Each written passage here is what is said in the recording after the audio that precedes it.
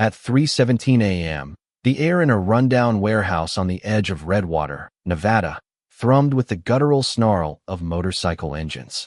The Iron Reapers, a crew of 13 weathered bikers, were scattered across the concrete floor, some nursing beers, others tightening bolts on their choppers under flickering fluorescent lights. The night was heavy with the scent of oil and leather when the steel door groaned open, and a 7-year-old boy stumbled in, barefoot, his small frame dwarfed by a tattered green backpack. His name was Eli Carter. His voice, sharp and desperate, cut through the engine roar like a blade. "Please, hide me from my dad. He's coming for me." The bikers' froze tools clattered, bottles paused mid-sip, eyes locked on the kid who'd just walked into their world. Eli's face was streaked with dirt, his eyes wide with terror, but burning with defiance. "He'll find me. He always does," he whispered, clutching the backpack straps so tight his knuckles gleamed white. Mason Steele Carver, the Reapers' president, a towering figure with a face carved by scars and time, stepped forward. His boots echoed on the concrete as he dropped to one knee, leveling his gaze with Eli's. "Kid," he said, his voice low and steady, like gravel under tires, "you're here now. That's something. What's in that bag?" Eli hesitated, then set the backpack down, his small hands trembling as he unzipped it. Crackers spilled out, a crumpled hoodie, a phone with a cracked screen. The bikers exchanged glances, tension easing for a split second. Then Eli reached deeper. He pulled out a steak knife wrapped in a dish towel, its blade crusted with dried blood. The air turned cold.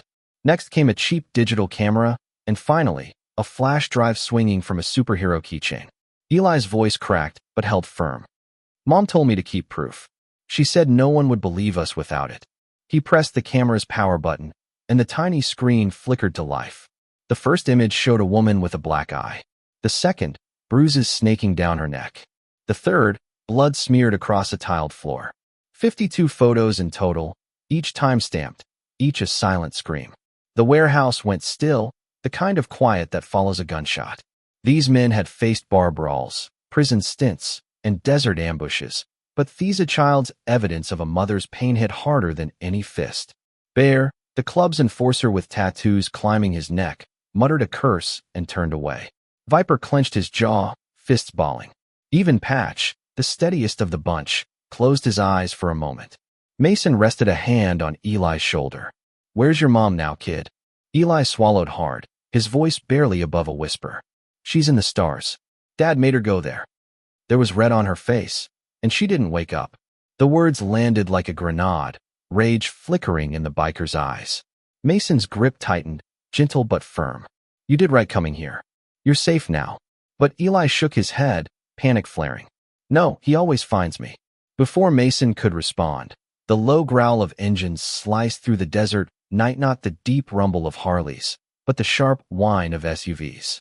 Headlights slashed across the warehouse's cracked windows, tires spitting gravel as 3 black vehicles skidded to a stop. Doors flew open, boots hit the ground, and 6 armed men fanned out, rifles glinting in the moonlight. From the lead SUV stumbled Eli's father, Victor Carter, a wiry man with bloodshot eyes and a pistol waving in his unsteady grip. "Eli," he slurred, voice thick with whiskey and fury. "Get out here, you little thief. That drive's mine." Eli whimpered, shrinking behind Mason's leg, his small hands clutching the leather of his vest. "Don't let him take me," he whispered.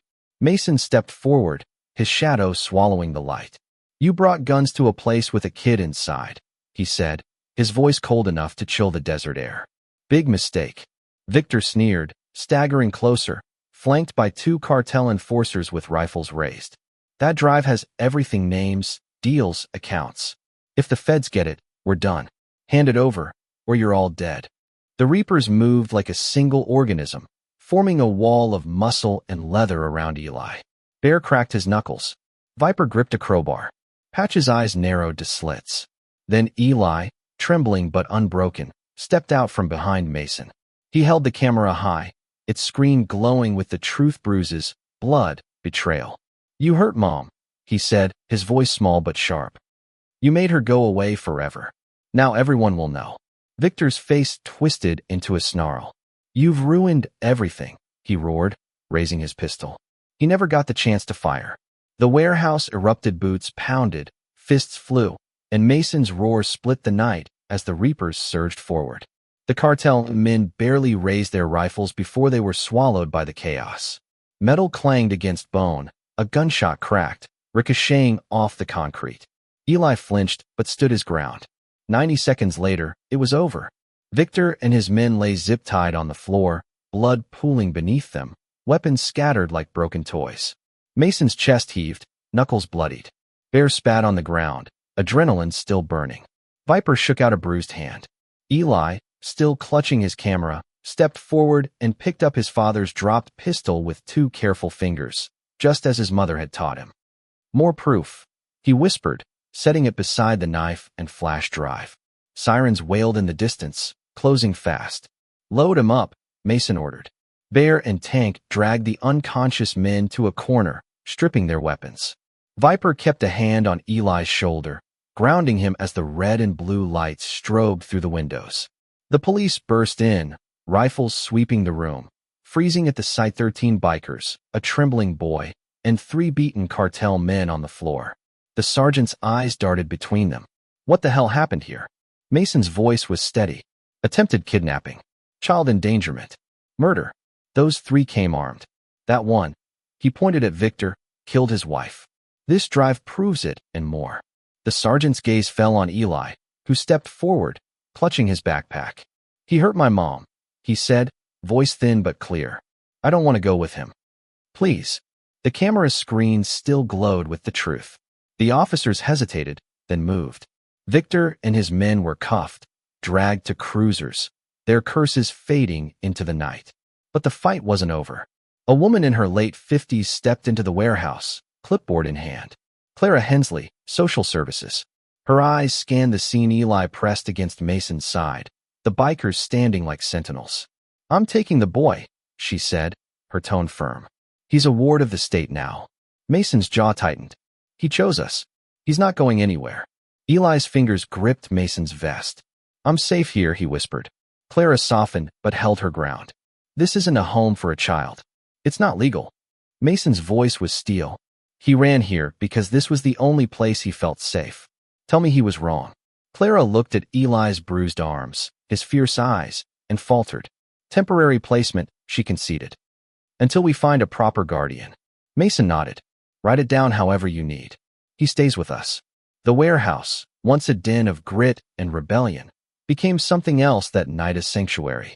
Eli slept on a worn couch, his backpack clutched tight, while Mason sat nearby, boots propped up, pretending he wasn't watching the boy's every breath. By morning, Bear found Eli staring at a bowl of cereal, untouched. What's wrong, kid? He asked, crouching awkwardly. Eli's eyes shimmered. I miss Mom. Bear, a man who'd broken jaws without blinking, froze. My old man used to say, when you miss someone in heaven, talk to him out loud. They hear you better that way. Eli blinked. Really? Bear nodded. Right here's a good place to try. We've got your back. Eli whispered, Hey, Mom. I'm okay. These guys stopped the bad men. They're teaching me to be brave, like you said. The room went quiet, even Tank turning away to hide a tear. Nightmares came, as they always do. Eli woke screaming, thrashing against blankets. Bear was there first, his massive frame kneeling beside the couch. It's okay, little man. No monsters get past us. Eli sniffled. What if they come back? Bear's voice was a vow. Then they'll meet the biggest monsters in Nevada, and we don't let anyone touch our family. The next day, Eli laughed for the first time, a small, hesitant sound that hit the Reapers harder than any punch. Juice boxes appeared next to beer cans. A corner of the warehouse became a makeshift bedroom, surrounded by sleeping bags where the bikers took turns keeping watch. Eli's drawing stick figures on motorcycles, some with halos replaced faded posters on the walls. When Clara returned for an inspection, she expected chaos. Instead, she found Eli at a table, crayons scattered, surrounded by 13 bikers helping with a school project about family. What makes a family special? Eli read aloud. Protection, Bear said. Love, Viper added, surprising himself. Being there, Tank grunted. Teaching what's right, Patch murmured. Eli turned to Mason. What about you, Dad Mason? Mason's throat tightened. A family's when broken people decide they're stronger together, and they'll do anything to keep each other safe. Clara's clipboard slipped in her hands. She'd seen kids pulled from hell, but never into a place like Thesa, home born from outcasts. The real test came months later in a Redwater courtroom. Judge Eleanor Hayes presided, her gavel heavy with precedent. The state's attorney piled files high, arguing the Reapers' criminal records, assault, theft, worse, made them unfit. Mason sat in his leather vest, flanked by Bear and Viper, with Eli between them in a too-big button-up shirt. The prosecutor's voice was sharp. These men live by violence. They'll drag this boy into their wars. The defense attorney countered. They saved him from a cartel. His grades are up, his fears are down. He's thriving. Judge Hayes turned to Eli. Do you understand what's happening? Eli stood, small but steady. Some people think my family's too scary to keep me, but they're wrong. Sometimes the scariest people have the biggest hearts. The courtroom gasped. Eli continued. I started a club called Tiny Guardians. It's for kids like me who've seen bad things. We meet every Saturday. I teach them to be brave, to take pictures when grown-ups are mean, to find safe people. Judge Hayes leaned forward. You want to stay with Mr. Carver? Eli nodded. He's my dad now. They all keep the monsters away. Clara took the stand, her voice steady. In 30 years, I've never seen a child heal like Eli has. These men have built a home that faces the world's dangers head-on and still chooses love. The prosecutor's arguments crumbled. Judge Hayes raised her gavel. Custody granted to Mason Carver. The room erupted. Bear roared. Viper clapped Mason's back. Eli launched into his arms, whispering, Dad. Outside, cameras flashed, reporters swarmed.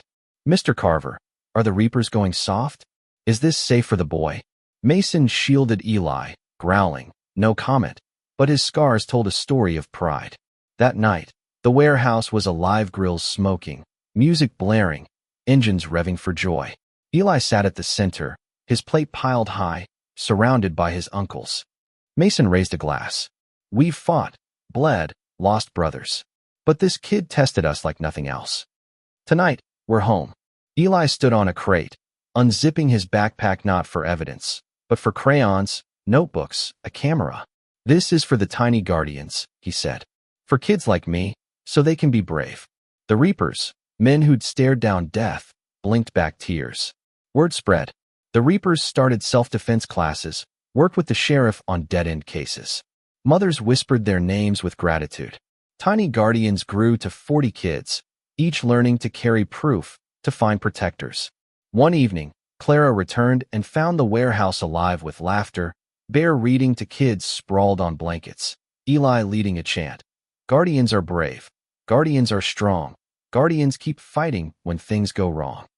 She realized this was the safest place she'd ever seen. A year later, on a quiet dusk, Eli stood with Mason by a desert road where he'd once fled, placing a stone for his mother. We made it, Mom. I'm not alone anymore. The Reapers waited by their bikes, a silent guard. From bloodstained knives to coloring books, from outlaws to fathers, Eli had forged a family from fire.